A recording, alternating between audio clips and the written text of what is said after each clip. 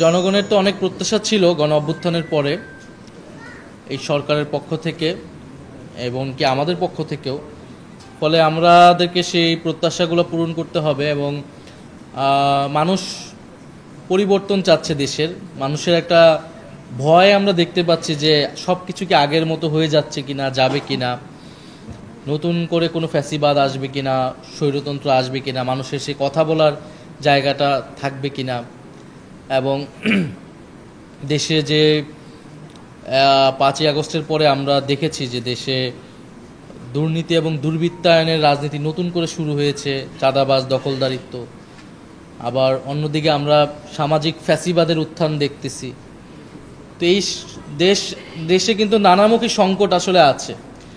আবার পতিত স্বৈরাচারী শক্তি, তারা তো নানা ধরনের ষড়যন্ত্র করছে, তাদের সাথে নানান বৈদেশিক শক্তি জড়িত। ফলে আমরা কিন্তু একটা সংকটের মুখেই আছি। এই সংকটের মধ্যে আমাদের যেমন জাতীয় ঐক্য প্রয়োজন, আবার এই জাতীয় ঐক্যের ভিতরে আমাদের নিজেদের দলগুলোর ভিতরে যে সমস্যাগুলো রয়েছে সেই সমস্যাগুলোও সমাধান করে আমাদেরকে এক জায়গায় থাকতে হবে। এখন কেউ যদি মনে করে যে সে এককভাবেই সব নেতৃত্ব দিবে অথবা সরকার গঠন করে ফেলবে, এটা আসলে সম্ভব হবে না।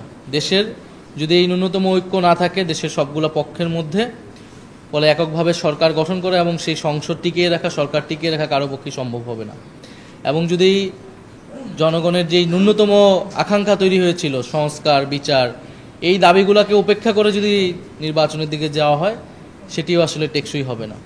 ফলে আমরা মনে করি যে একটা টেকসই পরিবর্তনের জন্য, স্থিতিশীল পরিবর্তনের জন্য আমাদের অনেক সংস্কার আমরা চেয়েছিলাম, সেটা হয়নি। কিন্তু আমরা অল্প কিছু জায়গায়, সংবিধানের কিছু জায়গায় আমরা এসে ঐক্যমত হয়েছি। কিছু গণতান্ত্রিক যেটা একটা স্পেস আমাদেরকে তৈরি করে দেবে, ন্যূনতম এই সংস্কার নিয়ে আমরা সামনের দিকে এগোতে চাই। তো সেই জায়গায় যদি বাধা তৈরি হয়, সেই জায়গাও যদি সরকারের জায়গা থেকে কোনো গড়িমসি তৈরি হয়, তাহলে এই সরকারকে কিন্তু জনগণের মুখোমুখি হতে হবে এবং যারা বাধা দিবে তাদেরকেও জনগণের মুখোমুখি হতে হবে। ফলে আমরা বলবো যে দেশ যে খুব ভালো পরিস্থিতিতে আছে এরকম নয়। দেশের বহুমাত্রিক সংকট আমরা দেখতে পাচ্ছি। এই সংকট উত্তরণের একটাই উপায়, নিজেদের মধ্যে ঐক্য অটুট রাখা এবং জনগণের সাথে কোনো প্রতারণা না করা, জন আকাঙ্ক্ষাকে গুরুত্ব দিয়ে আমরা যাতে সামনের দিকে এগোই।